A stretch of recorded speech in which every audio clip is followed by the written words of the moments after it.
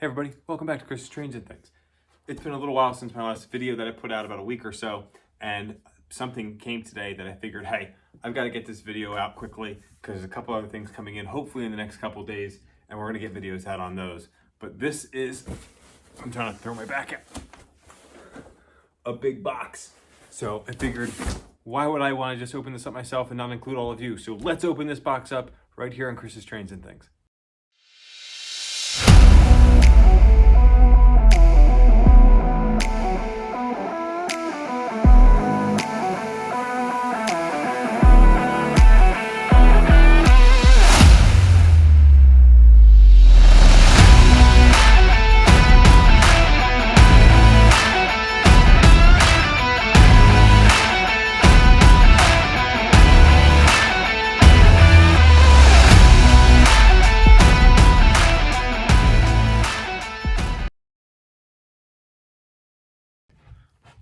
Whoa. Before we go any further and dive into this box, I'm going to be opening this thing up and picking out some pieces of rolling stock. What I need you to do is in the comment section below, what's your favorite piece of rolling stock that we pull out of this box? So keep that in mind, keep that tally going in your head, throw that in the comments at the end here. I want to know what your favorite piece of rolling stock is and what you would do with it, because I'm going to talk about some of my ideas of what's going to happen with these pieces of rolling stock, and I want you to tell me what you think I should do with these pieces of rolling stock. All right. Thanks for getting down to my level. Let's go ahead and open this big box up. This came today, and there's obviously more than just one thing in here, and I have a feeling there is quite a few. I'll put the shield back on that guy. Packing peanuts in here as well. So let's go ahead and find out. You have like a snowball fight with these things. All right, we've opened the box and we can see the first thing in here, other than about 40,000 packing peanuts, which are the bane of my existence, is a blue box. And so that is our first piece of rolling stock here from Atlas O. This is some big O rolling stock. This is the GSC pulpwood flat car from Atlas. So just like any Atlas rolling stock, this has just got some great detailing. It is, it's actually the ATSF flat car there, which is pretty neat. Pulpwood, so that's pretty neat. Let's keep diving in and see what else we can find.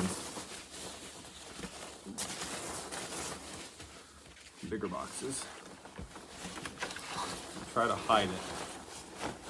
Another blue box, which is always a good sign. Drum roll, please. A gigantic Atlas flat car. So this is the Santa Fe ATSF orange flat car. This is the 89-foot 4-inch flat car from Atlas. I have been looking for these for quite some time, and they are so hard to find. No one has these in stores really anymore. You're finding them on the secondhand market. And on eBay, there was one available for a decent price, and they didn't have trucks on it. And so the trucks on these things they have really long couplers because they're 89 feet long and scale. So I figured I'm never gonna be able to find the right trucks for those. So I found these in an auction just this past week, and I was able to snag it, which is great. But that's not all. This is a gigantic box. What else is in here? So let's set this aside and see what else we can find.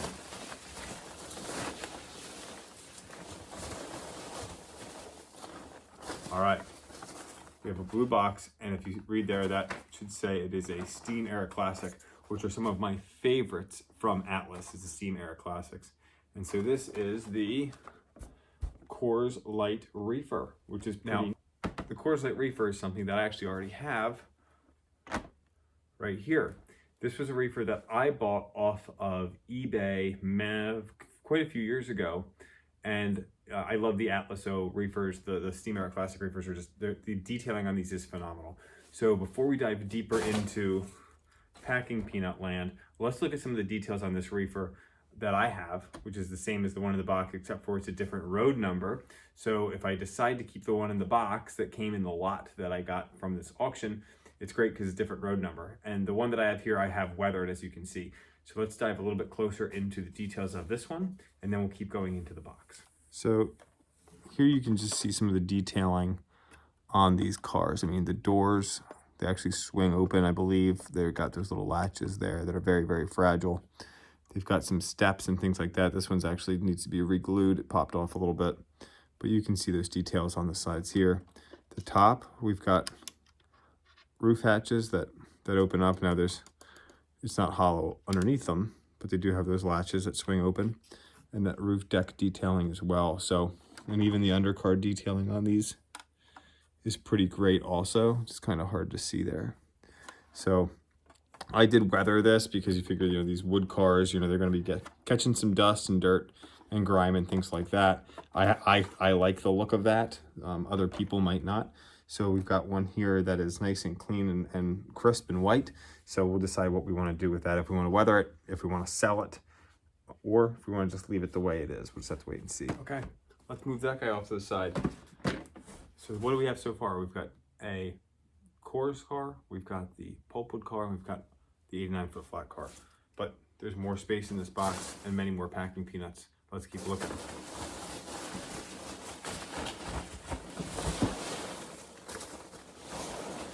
Another blue box.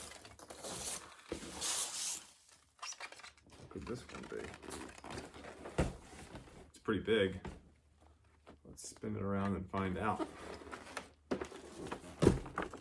Another 89 and a half, we'll say, foot flat car from Atlas. So this is another orange ATSF one. It's got the pieces there for the piggyback trailers as well in there. They don't have the trailers with them, which is fine by me. I'm not using these for that. So now I have two flat cars, which is exactly what I've been looking for. If you think back to a couple months ago, I did a video on the printed at scale 737 fuselage car. That model of that 737 fuselage sat on two Atlas flat cars. That was not my model. I was doing a review of that and kind of just making sure that it could work around my layout before I acquired the model itself for the plane. I have to build that model still. Been working on the roundhouse. That'll be our next build video after the roundhouse video comes out. But I can't run it without the flat cars. I was just borrowing those flat cars from a buddy of mine, Dave Lambert, who makes that 737. He was kind enough to loan those off to me.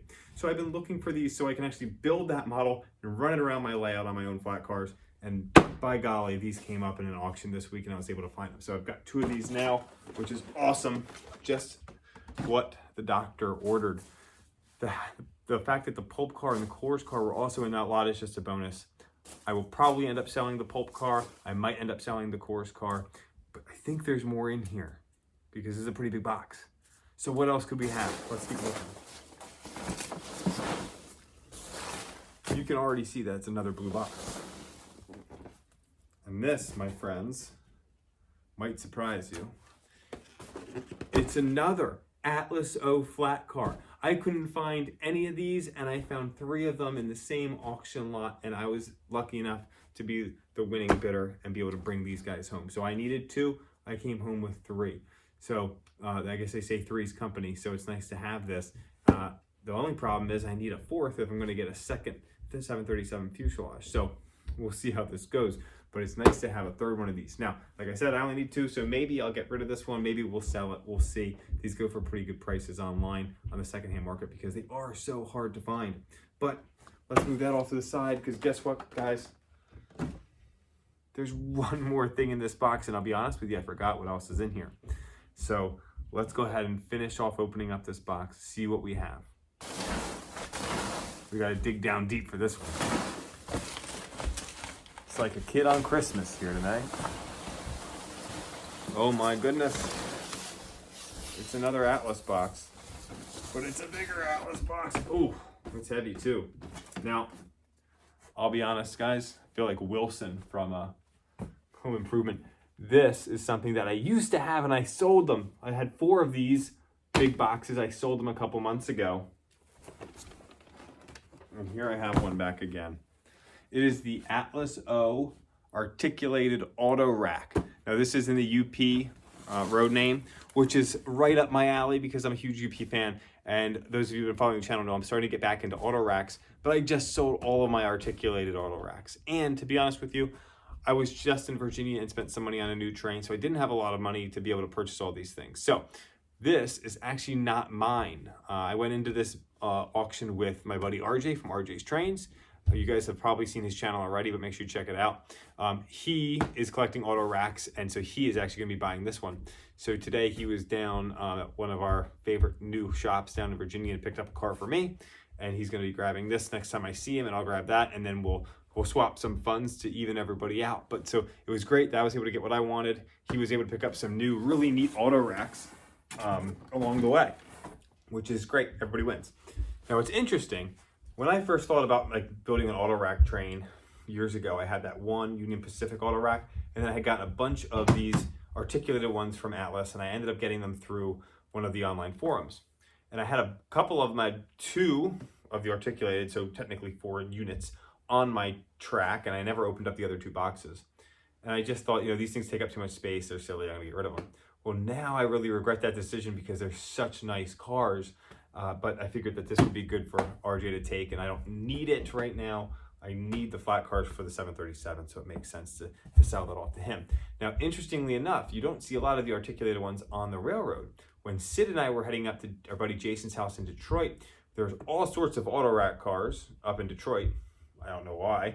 And between all the normal looking auto racks was one articulated auto rack. So RJ, if you're out there and you're thinking, does the articulated one make sense with all my other auto racks? Yes, it does, because Sid and I saw it when we were heading up to Detroit, and it was really neat to see. They definitely stand out. So that's going to look great on RJ's layout and his collection.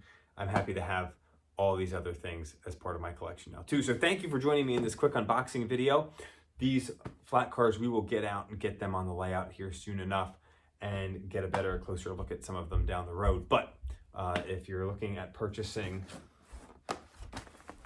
that car, or that car, keep your eye on the forums online. I will probably be posting those at some point here soon, unless I decide to keep the Coors car. The Pulp car for sure I'm going to be selling because I don't have any need for that one. So keep your eye on the forum if you're interested. Thank you for watching. Thanks for getting this far with me. I think we are at the end of our giant box of things. So thanks for tuning in. Hit that like button. Leave me a comment. What's your favorite piece of rolling stock here that I was able to acquire? That's going to be the main question here. So thanks for tuning in, guys. Have an awesome week as we approach the holiday. I've got a couple videos coming out for you soon as we get close to Christmas and the New Year. So take care.